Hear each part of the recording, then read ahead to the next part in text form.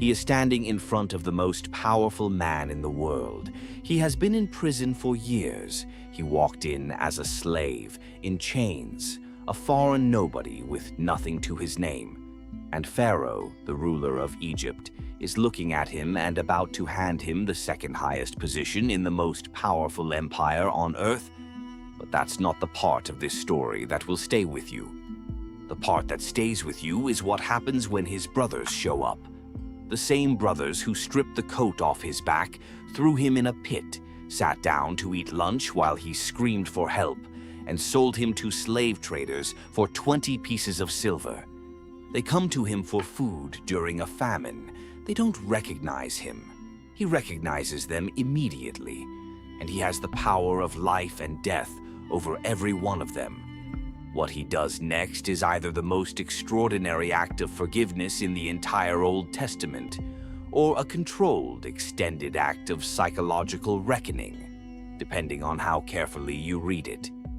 This is the story of Joseph, and it begins not in Egypt, not in a palace, but in a field in Canaan, where a 17-year-old boy is walking toward his brothers, carrying food, and they see him coming from a distance and start planning what to do about him.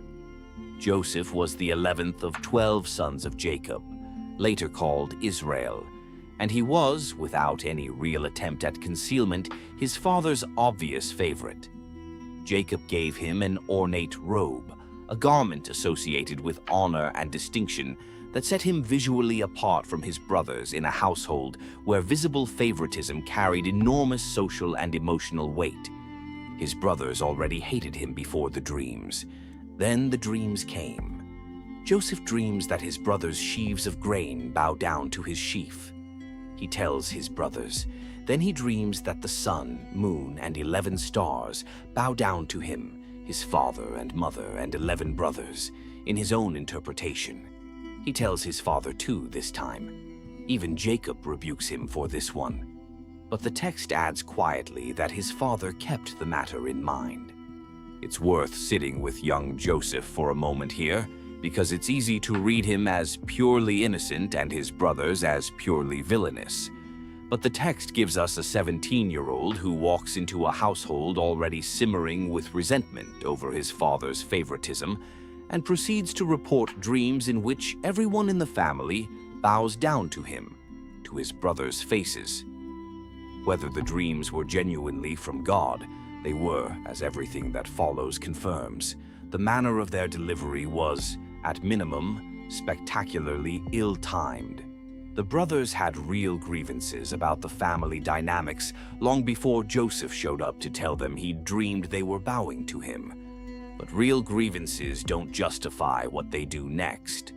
Jacob sends Joseph to check on his brothers and the flocks near Shechem.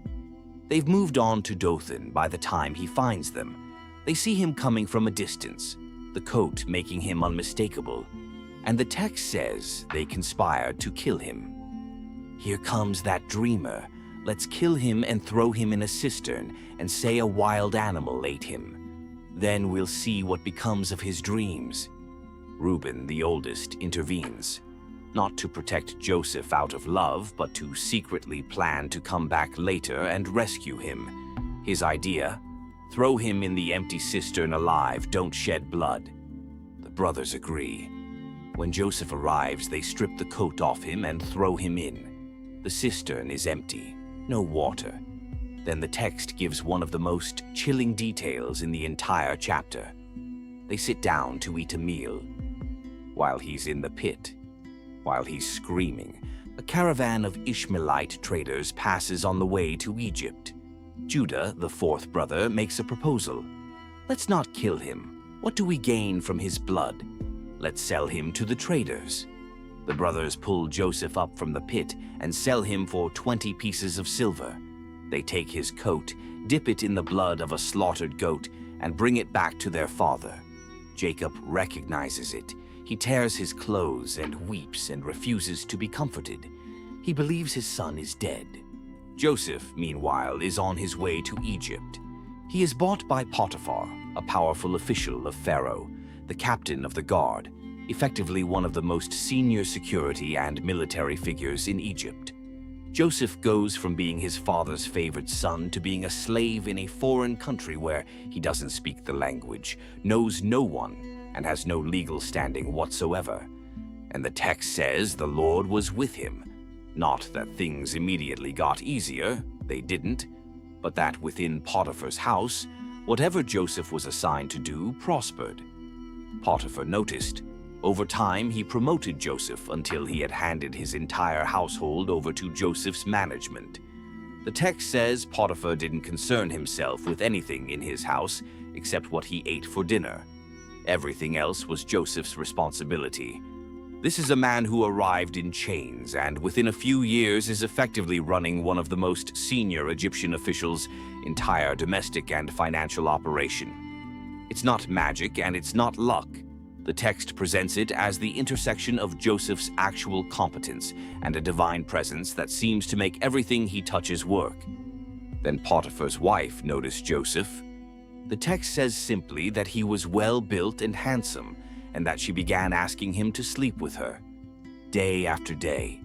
Joseph refuses day after day, explaining to her that it would be a betrayal of Potiphar's trust and a sin against God.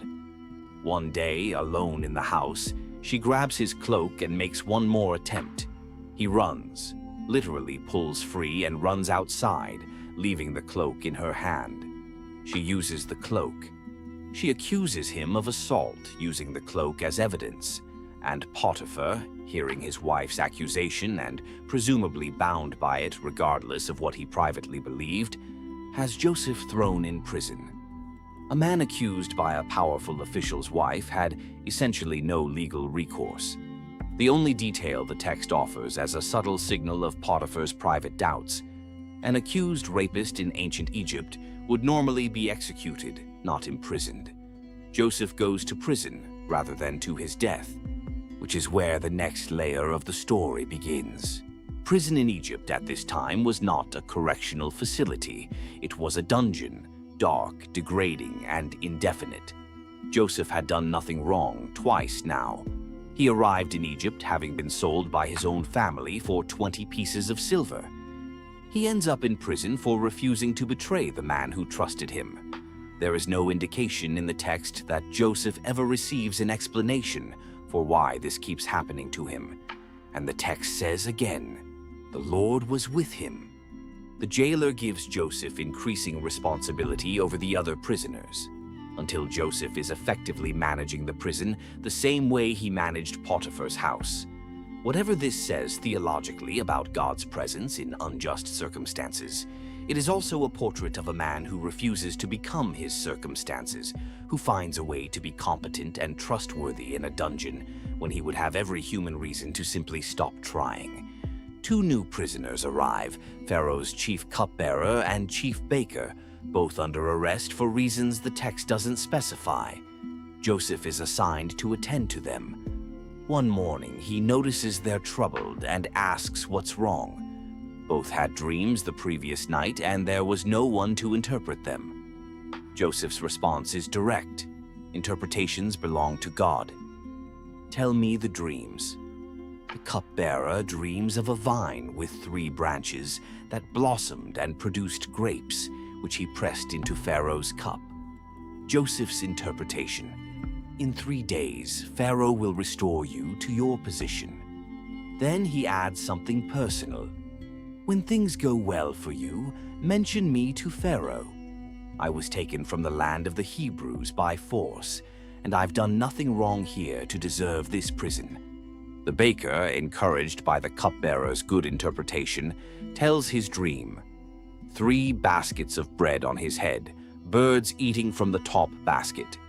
Joseph's interpretation. In 3 days, Pharaoh will lift your head and hang you. The birds will eat your flesh. On the 3rd day, Pharaoh's birthday, the text specifies, both interpretations come true exactly. The cupbearer is restored to his position. The baker is hanged, and the cupbearer back at Pharaoh's side forgot Joseph. 2 more years pass. 2 years of silence, 2 years in the same dungeon after being accurate to the day about 2 men's fates, after asking specifically to be remembered.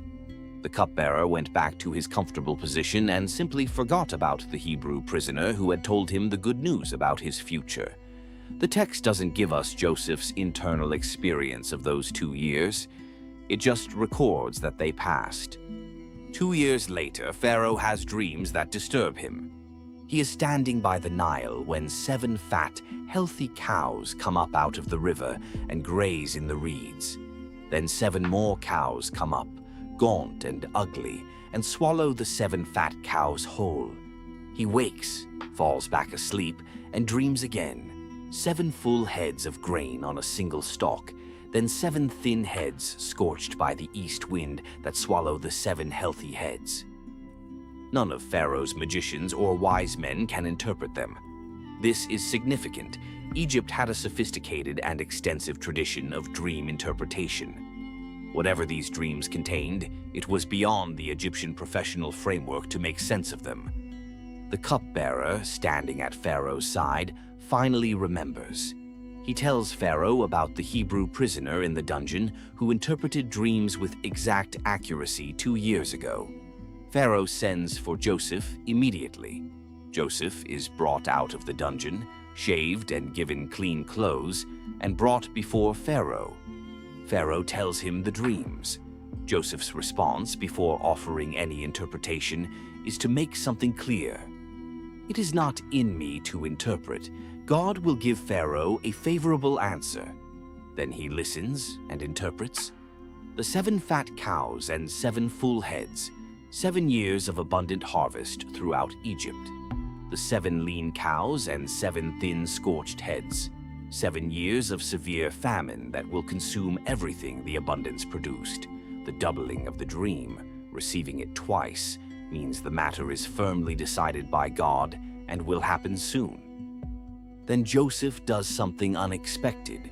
He offers unsolicited management advice to the most powerful ruler in the world. He suggests Pharaoh appoint a wise and discerning man to oversee a food storage program during the 7 abundant years, collecting 1/5 of all produce, so that the stored reserves can sustain Egypt through the famine. Pharaoh's response is immediate. He turns to his officials and asks, "Can we find anyone else like this? A man who has the Spirit of God in him?" He looks at Joseph and says, "Since God has shown you all this, there is no one as wise and discerning as you. You will be in charge of my palace, and all my people will submit to your orders. Only in respect to the throne will I be greater than you." He puts his signet ring on Joseph's finger. He dresses him in robes of fine linen and puts a gold chain around his neck. He has him ride in his 2nd chariot with people calling out ahead of him to make way. He gives him an Egyptian name and an Egyptian wife. And Joseph, who entered Egypt as a slave in chains at 17 years old, becomes second in command of the most powerful empire in the world at 30. 13 years. Between the pit and the palace, 13 years. The 7 abundant years arrive, and Joseph moves throughout Egypt, storing grain during those years in the cities. He stores so much grain that he stops recording it because the quantity is beyond measure. He has 2 sons with his wife, Manasseh, meaning God has made me forget all my hardship, and Ephraim, meaning God has made me fruitful in the land of my suffering. The names are a window into what he carries. Then the 7 years of famine begin, exactly as he interpreted. The famine is severe not just in Egypt, but throughout the surrounding region. When the people cry to Pharaoh for food, he sends them to Joseph. When all the earth comes to Egypt for grain, they go through Joseph. In Canaan, Jacob hears that there is grain in Egypt. He sends 10 of his sons to buy grain, 10 of the 11. He keeps Benjamin, the youngest, the other son of Rachel and Joseph's full brother, at home, fearing something might happen to him.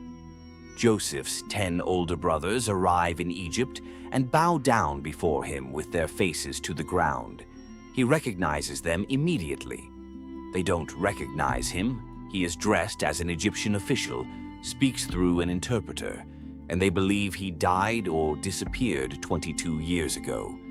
He was 17 when they sold him. He is now a grown man in Egyptian clothes with an Egyptian name and the second highest authority in Egypt. He speaks harshly to them and accuses them of being spies. They deny it, explaining that they are brothers from Canaan, sons of one man, and that their youngest brother is at home and one is gone. He puts them in custody for 3 days, then releases all but one. Simeon is held and tells them to go back and bring the youngest brother. Only then will he believe they're not spies and give them grain. The brothers talk among themselves, not knowing Joseph understands them. Surely we're being punished because of what we did to our brother. We saw how distressed he was when he pleaded with us, and we wouldn't listen. Now we're paying the price. Reuben says, "Didn't I tell you not to sin against the boy?" And Joseph turns away from them and weeps. He has them fill their sacks with grain, returns each man's silver in their sacks without telling them, and sends them off with provisions. When they discover the silver on the way home, their hearts sink and they say to each other, "What is God doing to us?" They return to Jacob and tell him everything. He refuses to send Benjamin. Simeon is in prison in Egypt. The silver has mysteriously returned in their sacks. And now they want to take his youngest son. He will not have it.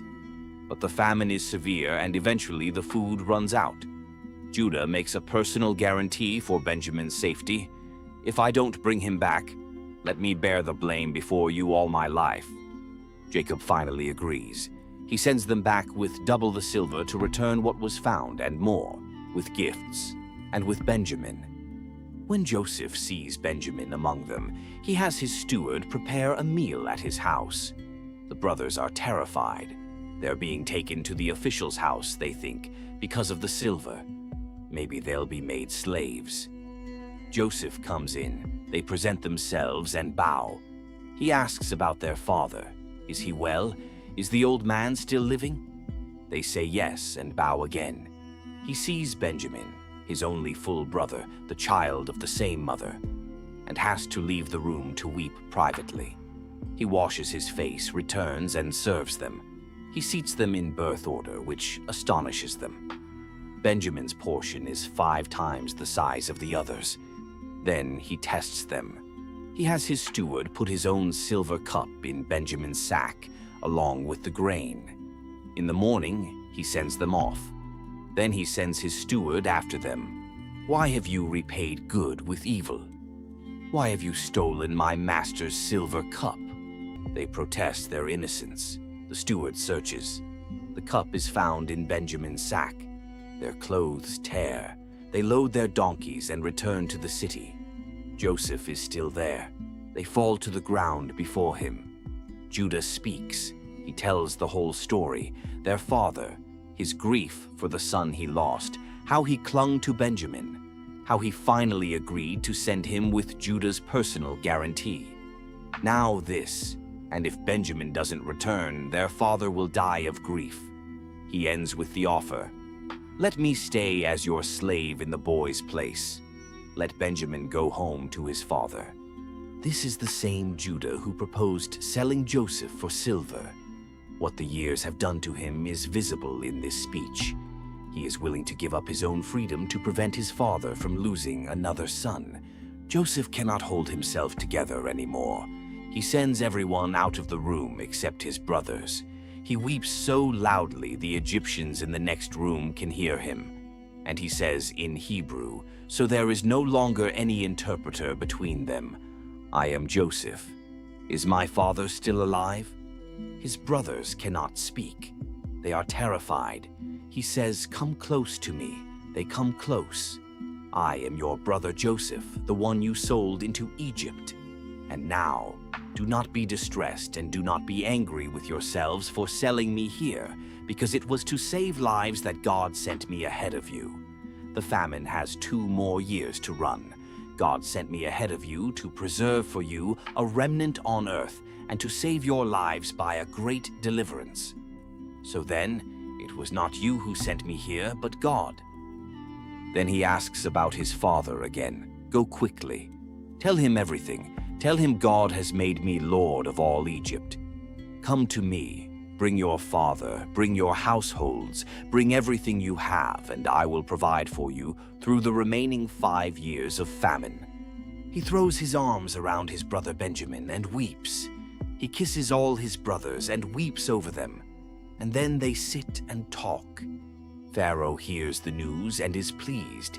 He tells Joseph to tell his family to come. He will give them the best of the land of Egypt. Joseph sends his brothers home with wagons, provisions, gifts for his father, and 5 sets of clothing for each brother, with an extra 300 pieces of silver for Benjamin, and 10 additional donkeys loaded with goods. When they return and tell Jacob that Joseph is alive and ruler of all Egypt, the text says his heart went numb. He didn't believe them. But they tell him everything, and he sees the wagons Joseph sent, and his spirit revives. He says, "My son Joseph is still alive. I will go and see him before I die." The whole family, 70 people in all, makes the journey to Egypt. Joseph hitches his chariot and rides out to meet his father in Goshen. When he sees him, he throws his arms around him and weeps for a long time. Jacob says, "Now I am ready to die, since I have seen for myself that you are still alive." They settle in Goshen. Joseph provides for them through the remaining years of famine. And through the famine, Joseph manages Egypt's resources so comprehensively that eventually the Egyptian people sell everything they have: their money, their livestock, their land, their own freedom, to Pharaoh through Joseph in exchange for grain and seed. The whole episode is theologically complex and scholars debate it, but what the text shows is the full extent of Joseph's administrative power during one of history's most severe famines. Jacob lives 17 more years in Egypt. When he is dying, he blesses Joseph's 2 sons as his own and blesses all his sons. After Jacob dies, the brothers panic. Now that their father is gone, what if Joseph decides to settle old scores?